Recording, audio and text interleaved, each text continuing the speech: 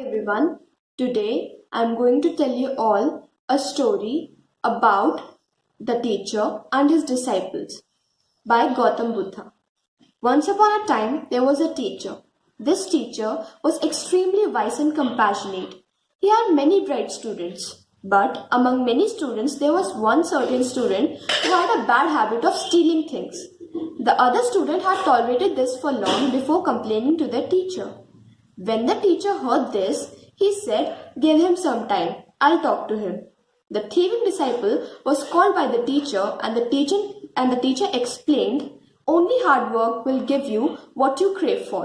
The disciple understood his teacher's words and stopped stealing. But he could not resist his urge for long. Soon he started stealing again. As the time passed, the disciple did not stop, and the other disciples had become extremely angry at the thieving disciple. They kept on going to the teacher, and the teacher always said, "Give him time." The other disciples did not understand why their teacher was taking this matter lightly. Finally, one day, they went to their teacher and said they had tolerated this enough. "Teacher, we are now at our limits. You can keep us here or this thieving man."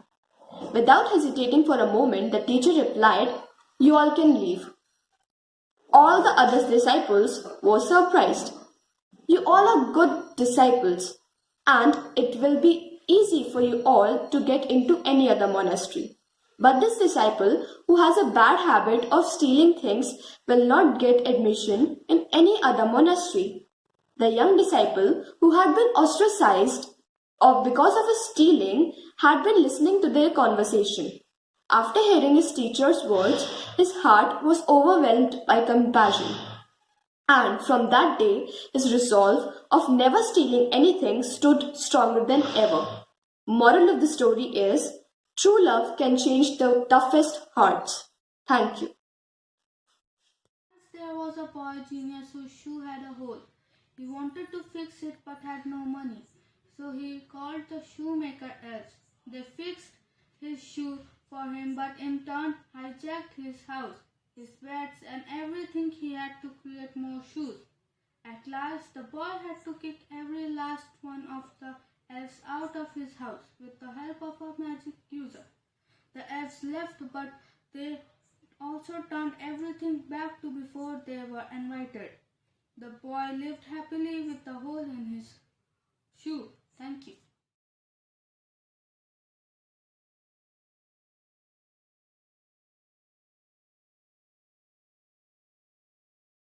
So, hello everyone. Today I'm going to recite a poem on education in Hindi. So, let's start. बहुत ज़रूरी होती शिक्षा, सारे अवगुण धोती शिक्षा. बहुत ज़रूरी होती शिक्षा, सारे अवगुण धोती शिक्षा. चाहे जितना पढ़ ले हम, पर कभी ना पूरी होती शिक्षा. शिक्षा पाकर ही बनते हैं नेता अफसर शिक्षक.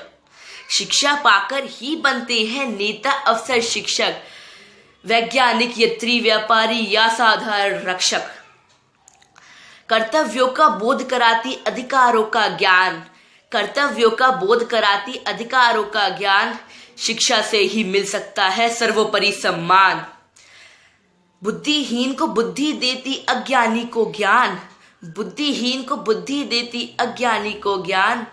शिक्षा से ही बन सकता है भारत देश महान. Thank you. Good morning, ma'am. I'm Shawar Alam from 8D and I'm going to recite a poem on education in Hindi. अंधकार को दूर कर जो प्रकाश फैला दे, बुझी हुई आश में विश्वास जो जगा दे. जब लगे नामुमकिन कोई भी चीज, उसे मुमकिन बनाने की राह जो दिखा दे, वो है शिक्षा. हो जो कोई असभ्य, उसे सभ्यता का पाठ पढ़ा दे. अज्ञानी के मन में जो ज्ञान का दीप जला दे. हर दर्द की दवा जो बता दे, वो है शिक्षा. वस्तु की सही उपयोगिता जो समझाए, दुर्गम मार्ग को सरल जो बनाए. चकाचौंध और वास्तविकता में अंतर जो दिखाए. जो ना होगा शिक्षित समाज हमारा, मुश्किल हो जाएगा सबका गुजारा. इंसानियत और पशुता के बीच अनंतर है शिक्षा. शांति, सुकून और खुशियों का जंतर है शिक्षा. भेदभाव, छुआछूत और असम विश्वास दूर भगाने का मंत्र है शिक्षा. जहाँ भी जली शिक्षा की चिंगारी नकारात्मक वहाँ से हारी। जिस समाज में हो शिक्षित सभी नर नारी, सफलता समृद्धि खुद बने उनके पुजारी। Thank you ma'am. आई शावारा from 8th Delhi for the next time. आदरणीय कक्षा अध्यापक, आज मैं राष्ट्रीय शिक्षा दिवस पर कविता प्रस्तुत करने जा रही हूँ। बहुत जरूरी होती शिक्षा, सारे अवगुण धोती शिक्षा। चाहे कितना पढ़ ले हम पर, कभी ना पूरी होती शिक्षा। नेता, अफसर, शिक्षक, वैज्ञानिक, व्यापारी और या साधारण रक्षक, शिक्षा से ही मिल सकता है सर्वोपरि सम्मान। बुद्धिहीन को बुद्धि देती, अज्ञानी को ज्ञान। शिक्षा से ही मिल सकता है भारत देश महान। Today I speak a poem of educational based. बहुत ज़रूरी होती शिक्षा, सारे अवगुण होती शिक्षा। चाहे जितना पढ़ ले हम पर, कभी नहीं पूरी होती शिक्षा। शिक्षा पाकर ही बनते हम नेता, अफसर, शिक्षक, वैज्ञानिक, यंत्री, व्यापारी या साधारण रक्षक। कर्तव्य का बोध कराती, अधिकारों को ज्ञान शिक्षा ही देती। सर्वोपरि सम्मान, बुद्धिहीन को बुद्धि देती, अज्ञानी को ज्ञान देती। शिक्षा से ही बन सकता है भारत देश हमारा महान। Thank you and have a nice day.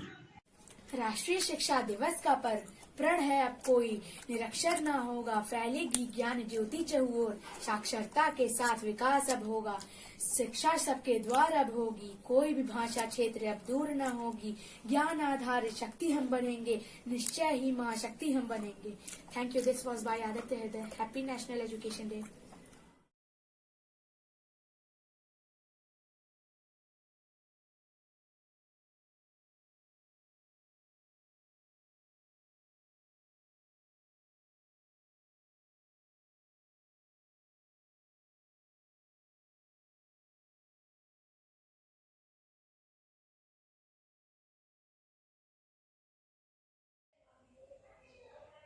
Good morning everyone. I am Soha Siddiqui from class 7A. Today I am going to recite a story. The title of my story is Teachers First, so let's begin with it. A group of students went for a picnic in a bus along with their teacher. The teacher had to keep moving down in the bus to ensure that the naughty kids will stay behaved. All of a sudden, the teacher realized that she has missed her watch. The watch carried a lot of sentimental values as it was gifted by her best friend. The teacher announced, "The student who finds the watch will be rewarded." All the students got excited and kept running all through the moving bus in search of watch. They finally reached the picnic destination but could not find the watch. The teacher lost her hope as she got on bus along with the students. One student asked for her permission to get into the bus once again in search for the watch. The teacher allowed him and waited for the boy to return.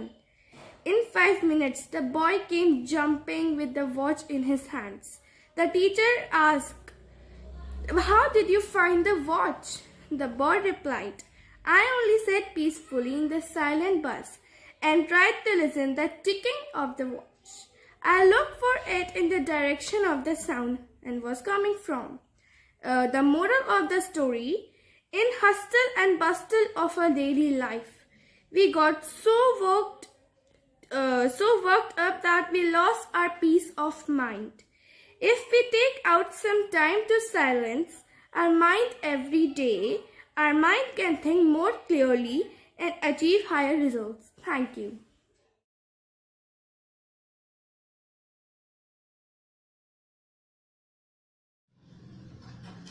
प्रणाम। मैं हर्ष नारंग कक्षा 8वीं बा का छात्र हूँ। आज मैं आपके सामने एक कविता प्रस्तुत करने जा रहा हूँ जिसका शीर्षक है पहने रहिए।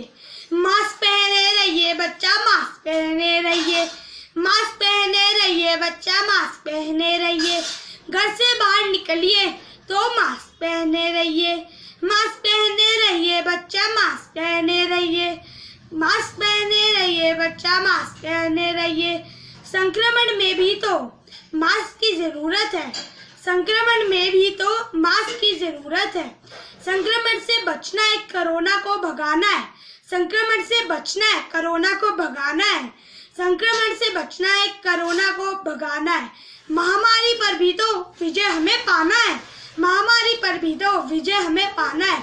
नाक मुंह ढके न हो तो घर से बाहर न जाइए। नाक मुंह ढके न हो तो घर से बाहर न जाइए। मास्क पहने रहिए बच्चा, मास्क पहने रहिए। मास्क पहने रहिए बच्चा, मास्क पहने रहिए। मास्क पहने रहिए बच्चा, मास्क पहने रहिए। नदी पार करने के लिए नाव की जरूरी है। नदी पार करने के लिए नाव जरूरी है।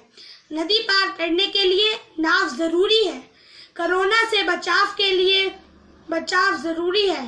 कोरोना के संकट में बचाव जरूरी है। कोरोना के संकट में बचाव जरूरी है। मास्क ही एक गहना है, बाकी गहने रखिए पास।